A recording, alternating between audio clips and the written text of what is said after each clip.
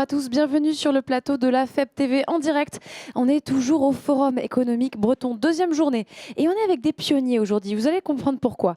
À mes côtés, Pascal Bérard, responsable de la relation clientèle à la Banque des Territoires. Bonjour. Bonjour.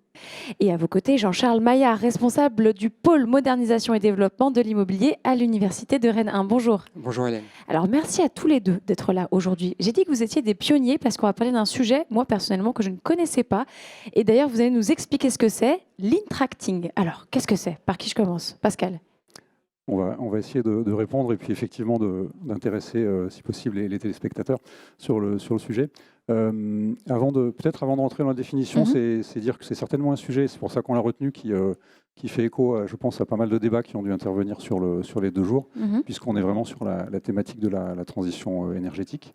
Alors, intracting, c'est la contraction de internal contracting. Ok, ça sonne anglais, mais en réalité, ça s'inspire d'expériences qui avaient démarré en Allemagne il y a quelques années. Et pour ce qui concerne la Banque des Territoires, on a souhaité, on a quelque sorte importé le concept et on a souhaité le proposer à des partenaires. J'ai dit qu'on était dans le sujet de la transition écologique énergétique. On est sur le sujet du bâtimentaire, des investissements à conduire sur les bâtiments. Là aussi, il y a des enjeux. Et sur un contrat particulier, on va rechercher des investissements avec des retours assez rapides.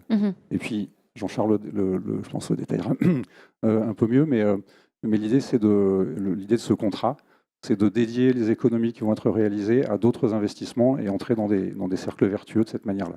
Voilà le challenge qu'on propose à nos partenaires avec un tel dispositif. Jean-Charles, pareil, est-ce qu'on peut rentrer un peu plus dans le détail? Concrètement, c'est quoi l'intracting? Alors concrètement, Pascal l'a rappelé, c'est un contrat interne, donc c'est-à-dire qu'on va aller chercher à creuser les gisements d'économie d'énergie, pas par les plus complexes, mais les plus simples.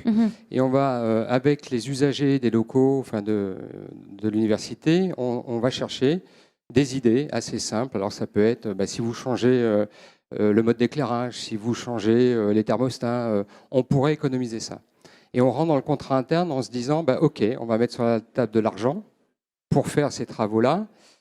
Mais ce n'est pas juste de mettre de l'argent sur la table, c'est qu'on va s'assurer ensemble que ce qu'on s'était dit, c'est-à-dire si on fait ceci, on va obtenir cela, on va mettre un processus vertueux en place qui va nous permettre effectivement de construire sur le modèle économique un transfert de charge entre ce que je payais antérieurement sur ma facture d'énergie par des investissements.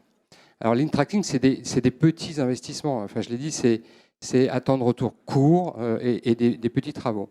Mais en même temps, c'est vraiment un phénomène d'amorçage des travaux beaucoup plus ambitieux qui sont devant nous.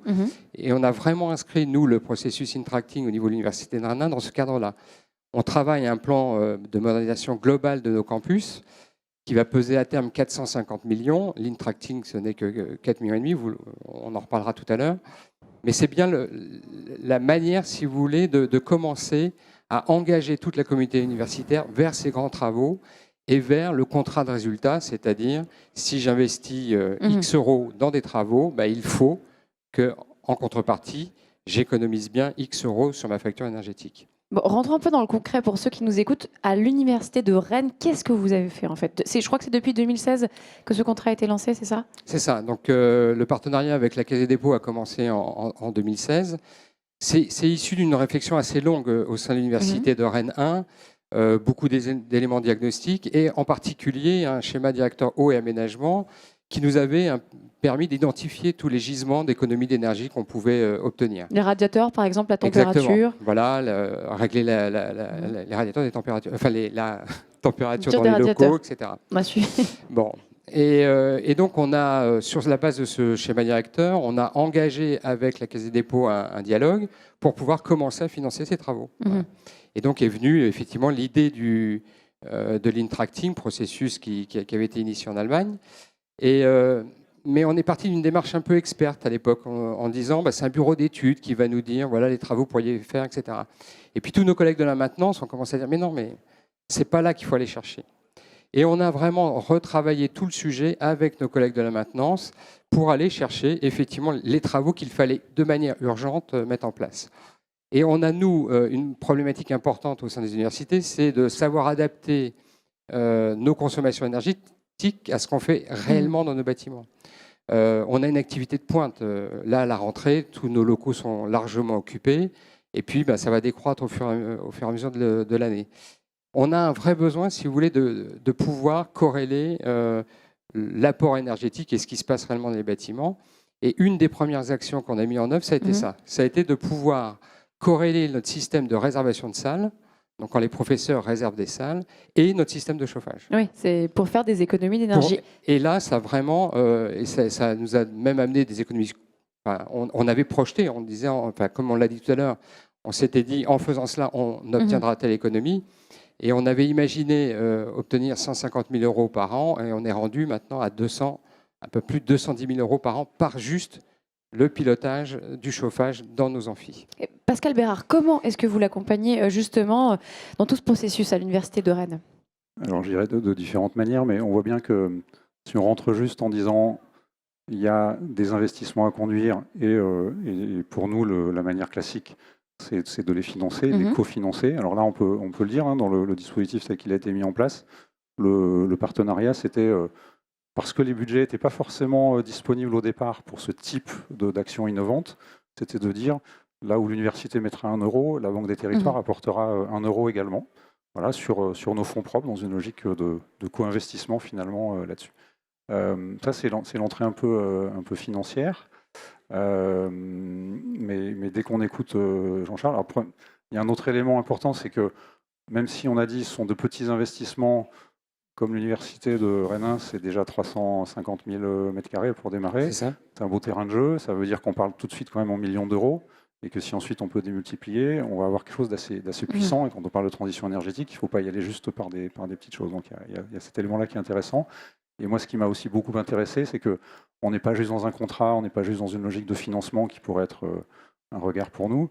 On le comprend, dans le partenariat qui se noue et dans les échanges qu'on peut avoir, dans le pilotage du projet, on voit que derrière, ça emporte, ça nous amène à comprendre comment à l'intérieur de l'université, le dialogue va se faire entre différentes équipes, entre différents services, et comment ça va irriguer ensuite des réflexions sur comment est-ce qu'on peut être plus ambitieux. Et voilà, tout ne se fera pas par l'Intracting, mais on a quelque chose d'assez concret qui porte déjà ses fruits, puisqu'on a démarré en 2016.